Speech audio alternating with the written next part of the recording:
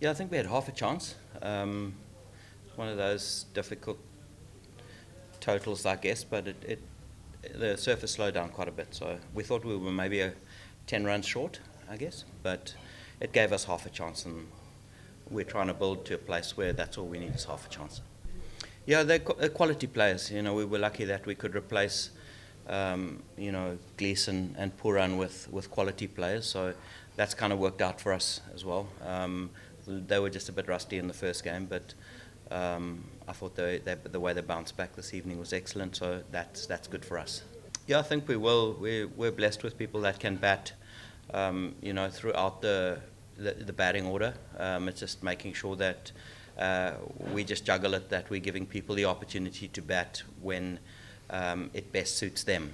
We've got Stoinis as well who can bat, up in the power play and has been finishing for LSG as well in the last IPL. So we're blessed with that, but still we're a little bit off finding a top batting performance. I think we've got a little bit of work to do there, but it was nice to see the fight this evening, and that's what we've been challenging ourselves on.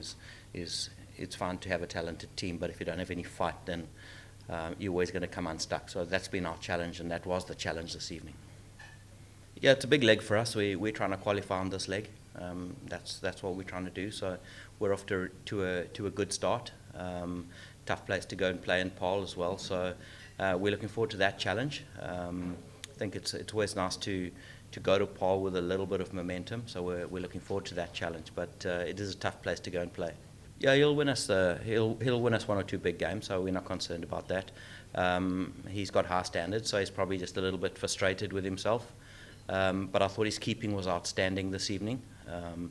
He was unlucky, I guess, with the bat, but his keeping was outstanding, and that just shows his spirit and his space. So he's going to win a couple of big games for us. I'm pretty certain going forward.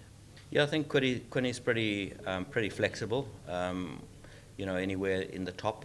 I think, as I said earlier, we want to give people the best opportunity in positions that they're accustomed to. So we felt that Tony was the right guy up there. We didn't want two left-handers together either. So that was one thought at the top. And then again, to spread the love with the left-handers, with the left-arm spin that MI has in the middle as well. Didn't work out that way, but that was kind of the plan. Yeah, I think he's the energy around the group as well. And it's his room of expertise as well when we're fielding. So he has that opportunity to, get his messages across. I don't know how to field, but he can make the speech when we're fielding. So that's really how we work. If it's something that we need to chat about bowling, then obviously Morna is there. My job's really just to make sure that those coaches have the platform to get their messages across. So if we feel that we need to talk fielding, then Jonty will be there. If we feel we need to chat bowling, Morne will be there. If we feel we need to chat spin bowling, Sriram will be there. And if we don't need to chat, then I'm there. Yeah, I think actually we find it easy to chase under lights here at Newlands. The wicket kind of stayed the same. Anticipated that it'll get actually easier to chase or more fairer, and I think it didn't get worse to chase. We just didn't manage to find any rhythm with the bat and build any partnerships to kind of get us there. I mean, 160 or 157, we would have taken that bowling first. It's not a really big score, and the wicket played pretty decent. Yeah, obviously Brevi being a very talented youngster and having had success in some of the other leagues like the MLC and things like that. I mean, message to him is very clear.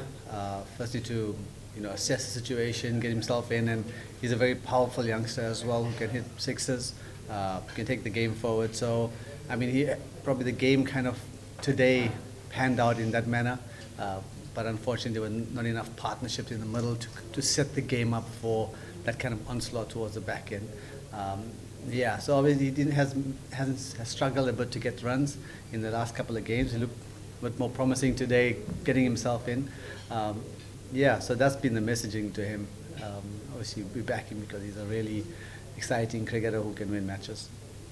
The catch-22, when you have such a quality opening stand in first 4 games, it doesn't give the rest of the batting lineup time at the crease, and it doesn't allow them time to get runs under their belts. and so be it. I mean, you rather have it that way because obviously you want the partnership up front.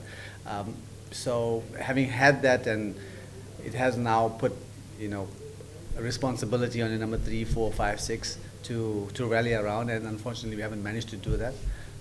But the guys are just one innings away from from cracking it. Paul was obviously got a bit tougher to bat on, and this wicket I think was pretty fair. So obviously we just need to get the runs on the board, certainly in the middle order. I mean, you can't expect the openers all the time, although it's been amazing what they have produced. But it's giving other guys opportunity to stand up. Connor, Livy, obviously Polly as well. So, and one of the great things is Sam Curran's kind of taken that mantle, obviously at the left hand in the order, and he's managed to keep the batting a bit stable. So he's done a great job coming in his position. Yeah, well, we've been very fortunate. We haven't lost a lot of players, and the squad is pretty much staying the same, which is great for us. We certainly believe in consistency, and that's why the team hasn't changed much over the last 6 games. So it doesn't affect us a hell of a lot, which is good. Giving people consistency and giving the batters and the bowlers time to kind of get into the competition is very important to us, and that's why we've stuck to that kind of system, certainly with the batting order.